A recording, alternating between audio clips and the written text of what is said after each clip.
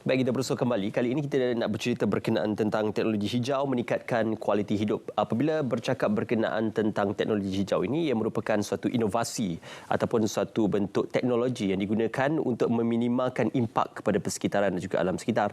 Sebab itu ia dinamakan sebagai teknologi hijau. Jadi pada ketika ini bersama dengan saya, ahli-ahli fakulti dari program sains gunaan UiTM Shah Alam untuk bercakap berkenaan tentang bagaimana teknologi hijau ini meningkatkan kualiti hidup dan juga meminimalkan impak kepada alam sekitar serta memberikan impak yang positif kepada kehidupan manusia. Bersama dengan saya adalah Dr. Falah Abu, Ketua Program Ekoteknologi Fakulti Sains Gunaan UiTM Shah Alam, dan juga Dr. Siti Hasnah Kamarudin, Pensyarah Kanan Program Ekoteknologi juga di fakulti yang sama dari UiTM Shah Alam. Apa khabar saat pagi, Doktor? Terima kasih. Alhamdulillah ada beberapa bahan yang dibawakan bersama dengan saya pada ketika ini dan juga pengiktirafan yang telah pun diterima oleh pihak fakulti dan juga pihak doktor sendiri. Dr. Falah, kita mulakan terlebih dahulu ya, penjelasan lanjut berkenaan teknologi hijau ini. Mungkin masih ada yang baru mendengar ataupun masih belum kenal rapat tentang teknologi hijau ini. Jadi secara asasnya apa sebenarnya teknologi hijau dalam kehidupan manusia ini? Okey, terima kasih Encik Ismail. Okey, pertama kali saya ingin ucapkan terima kasih kepada Selamat Pagi Malaysia kerana menjemput kami berdua untuk memberi sedikit penjelasanlah kepada masyarakat umum berkenaan dengan teknologi hijau ini. Jadi pada asasnya kami ingin menerangkan sedikit berkenaan dengan inovasi teknologi hijau ataupun inovasi eco. Jadi ia adalah berkaitan aktiviti bagi pengurangan impak kepada alam sekitar tapi dari sisi ekonomi.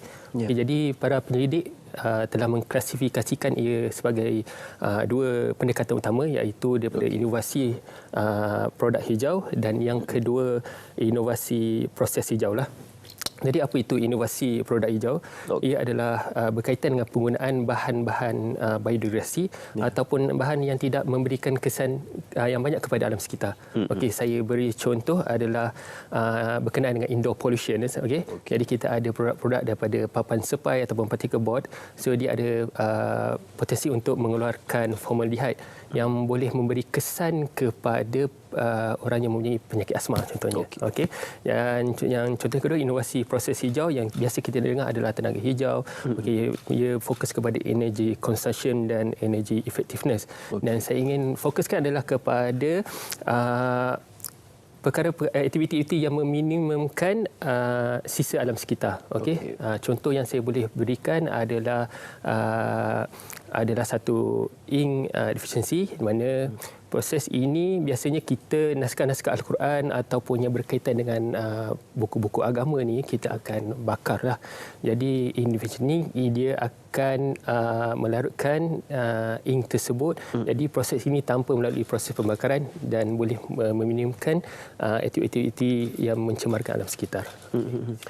Kebiasaannya kalau kita kaitkan teknologi hijau ini mungkin dengan pembaharuan teknologi yang besar seperti electric car ataupun bangunan hijau. Jadi itu mungkin berskala besar ataupun berskala industri.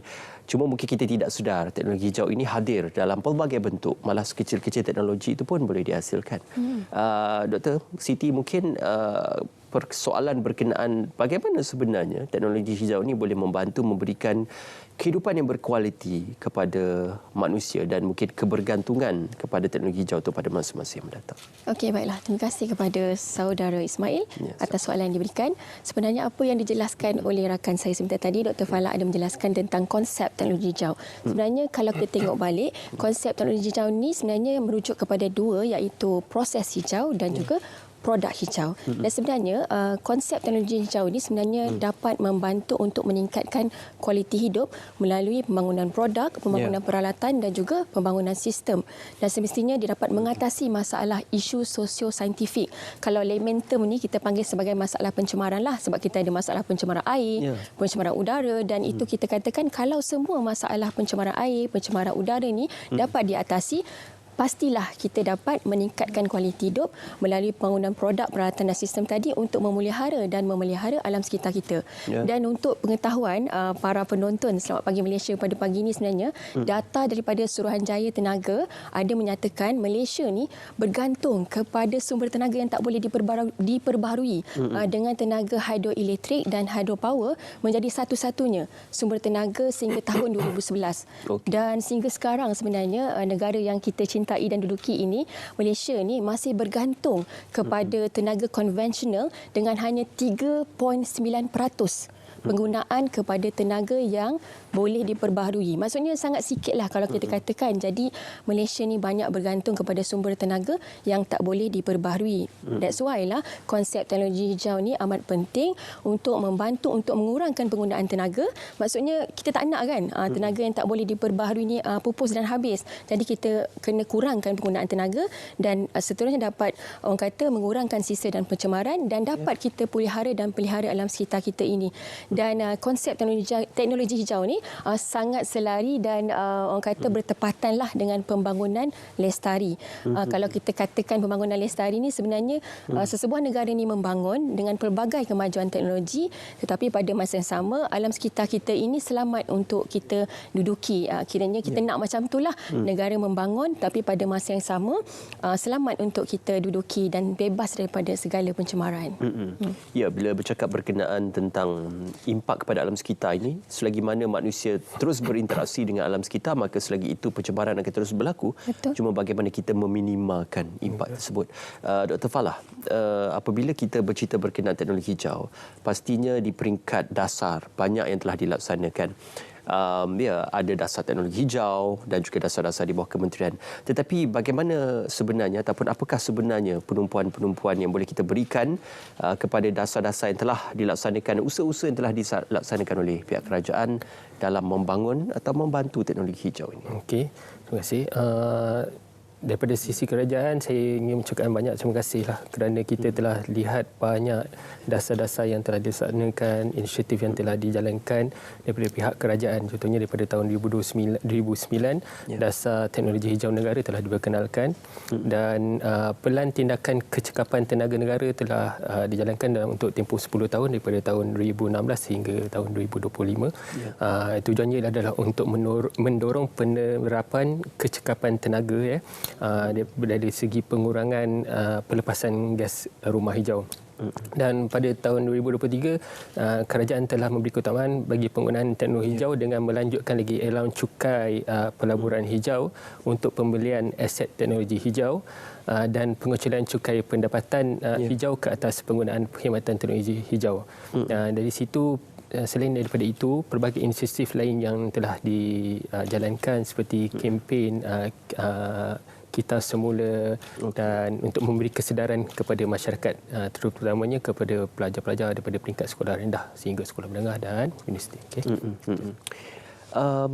Dr. Siti, mengapa kita perlu menghasilkan teknologi hijau ini? Saya pernah terdengar mungkin mitos mengatakan ya, memang benar teknologi hijau ini memberi kesan yang minimal kepada alam sekitar dan mampu mengurangkan masalah alam sekitar, tetapi penghasilan teknologi itu mahal dan memerlukan banyak proses. Jadi apa rasional di sebalik penghasilan teknologi hijau ini? Okey, menarik soalan yang diberikan oleh saudara Ismail.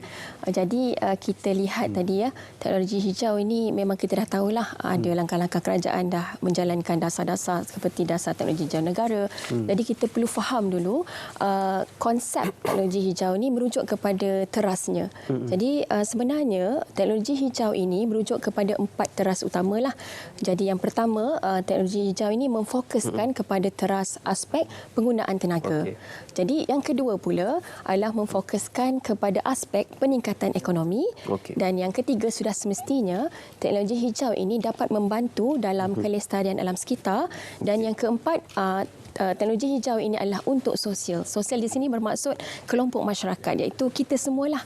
Jadi seperti apa yang telah diperkatakan tadi, sumber tenaga tidak boleh diperbarui ini banyak digunakan kan. Jadi disebabkan itu kita lihat pada hari ini sebagai contoh kita rujuk kepada dua fokus utama, iaitu aspek teras tenaga dan juga aspek teras ekonomi. Jadi kenapa teknologi hijau ini penting? Kenapa kita perlu wujudkan teknologi hijau ini? Sebabnya untuk teras yang pertama iaitu teras tenaga adalah untuk mengurangkan kebergantungan kita kepada sumber tenaga yang tak boleh diperbarui seperti contoh petroleum tadilah. Dan kita dah tahu dah dalam muka bumi ni ada dua jenis sumber, iaitu sumber tenaga yang boleh diperbarui dan sumber tenaga yang tak boleh diperbarui seperti contoh bahan api fosil dan petroleum tadi. Kalau kita berterusan lah kan, kita asyik menggunakan sumber bahan api ni, lama kelamaan sumber tenaga ni akan habis dan kemudian akan pupus kan. Jadi disebabkan itulah kita perlu untuk menghasilkan teknologi hijau inilah, dan ada langkah-langkah yang telah dijalankan oleh kerajaan dan juga masyarakat jugalah untuk aplikasi teknologi hijau dalam aspek tenaga. Seperti contoh penggunaan kenderaan elektrik ataupun hybrid. Mungkin ada yang tak pernah dengar, tapi kalau kita cakap kereta Tesla, ramai yang tahu. Semua segenap umur tahu kereta Tesla. Itu salah satu contohlah kenderaan di bawah kenderaan elektrik dan kenderaan hybrid. Kemudian kita boleh tengok adalah penggunaan bas elektrik, dan yang terakhir untuk penggunaan tenaga adalah penggunaan kenderaan bergas asli ataupun kita panggil NGV. Kat mana kita boleh lihat banyak kenderaan bergas asli NGV ni? Dekat taksi-taksi lah, dekat jalan raya kan. Jadi itu adalah salah satu aplikasi teknologi hijau dalam aspek penggunaan tenaga. Kemudian kita beralih kepada teras yang kedua iaitu ekonomi. Macam mana teknologi hijau ini dapat meningkatkan kualiti dan ekonomi ke arah yang lebih tinggi. Sebenarnya teknologi hijau ini memang dapat membantu meningkatkan ekonomi ke arah yang lebih tinggi, bukan sahaja dalam negara kita, malah dari negara-negara luar jugalah di seluruh dunia. Sebab kita dapat lihat peningkatan ekonomi ini di Malaysia especially khususnya ialah kerana Malaysia kita ni sebenarnya terkenal dengan teknologi pembuatan hijau canggih dalam industri fotovolta. Encik Ismail pernah dengar industri fotovolta? Jarang didengar. Jarang didengar kan? Mungkin akademik, kan academic term. Okey. Tapi sebenarnya kalau saya cakap solar panel atau panel solar, mungkin itu lebih layman kan. So itulah sebenarnya industri fotovolta, solar panel lah sebenarnya. Pembuatan panel solar di Malaysia ni sebenarnya adalah meluaslah. Kita boleh lihat di bumbung-bumbung kediaman, di bumbung-bumbung pejabat, banyak menggunakan aplikasi solar panel ataupun panel solar ini. Dan sebenarnya di Malaysia sendiri merupakan pusat utama pembuatan peralatan solar dengan pelbagai kilang-kilang syarikat seperti kilang First Solar, Panasonic, QCell, SunPower, Sun Edison di beberapa lokasi seperti di Kulim, di Penang, di Melaka, di Cyberjaya dan di Ipoh. Ya, apatah lagi keadaan cuaca kita juga memungkinkan untuk tenaga solar itu digunakan. Apa yang kita boleh saksikan di hadapan ini, ada beberapa pengiktirafan dan juga ada beberapa bahan-bahan yang dibawa. Jadi apa yang telah dilakukan oleh pihak UiTM, dan juga boleh ceritakan terus dalam masa yang berbaki seketika ini berkenaan pencapaian ini. Betul. Okey. Terima kasih atas soalan yang diajukan. Sebenarnya terdapat pelbagailah inisiatif dan juga projek-projek usaha-sama yang telah dijalankan bersama dengan UiTM di Fakulti Sains Gunaan dan dalam program ekoteknologi bersama juga dengan pihak-pihak industri. So kita ada pelbagai industri sebenarnya seperti Nitori International Scholarship Foundation yang telah menawarkan tajaan beasiswa kepada dua pelajar kami di ekoteknologi Fakulti Sains Gunaan. Dan sebenarnya menariknya kat sini, dalam beasiswa tersebut ada menawarkan latihan praktikal selama 6 bulan di Jepun. Bermaksud graduan ni sebenarnya bukan saja dapat pengetahuan dalam negara tapi juga di luar negara. Jadi apabila mereka balik semula ke Malaysia, mereka boleh orang kata give back to the society kan. Orang kata kembangkan lagi kepada masyarakat. Dan baru-baru ni kami ada buat satu showcase bersama para pelajar ekoteknologi di Fakulti Sains Gunaan UiTM Shah Alam, iaitu dalam projek Upcycle Plastic Bottles. So projek Upcycle Plastic Bottles ni menarik sebab kita rather dan kita buang sisa-sisa buangan plastik ni tadi, kita ambil semula dan kita buat sesuatu produk yang bermanfaat. Jadi plastik-plastik yang contoh kita dah minum kan, kita banyak buang je. Tak, kita akan ambil semula dan kita akan proses dan hasilkan satu produk seperti bangku, seperti meja. Jadi bukan saja kita boleh menyelamatkan alam sekitar, tapi pada masa yang sama kita boleh memberi pendedahan kepada para pelajar tentang kepentingan alam sekitar dan boleh membangunkan ekonomi. Maksudnya adalah konsep circular economy ataupun kelestarian ekonomi itu berlaku. Bukanlah kita bergantung kepada linear ekonomi. Kalau linear ekonomi ini adalah take, make and kita discard. Kita buang pada alam sekitar. Jadi akan mencemarkan alam sekitar. So circular economy ni orang kata pentinglah supaya kita take, make, recycle ataupun kita reuse balik. Okey, itu kelestarian. Ya, kelestarian alam sekitar. Dr. Falah, sebagai kesimpulannya, bagaimanakah teknologi hijau ini mempunyai masa depan dan juga mempunyai satu aspek penerusan yang boleh digarap kalau sekiranya mendapat sokongan semua pihak, bukan sahaja pihak kerajaan, pihak pengguna, tetapi juga pihak industri dan juga pihak akademik untuk sama-sama membangunkan teknologi hijau. Okey, kita lihat saya tengok daripada sisi universiti dululah ya. Dan daripada sisi universiti saya ucapkan terima kasih banyak kepada UiTM. Pada tahun 2020 mereka telah memulakan langkah dengan penubuhan UiTM Green Center.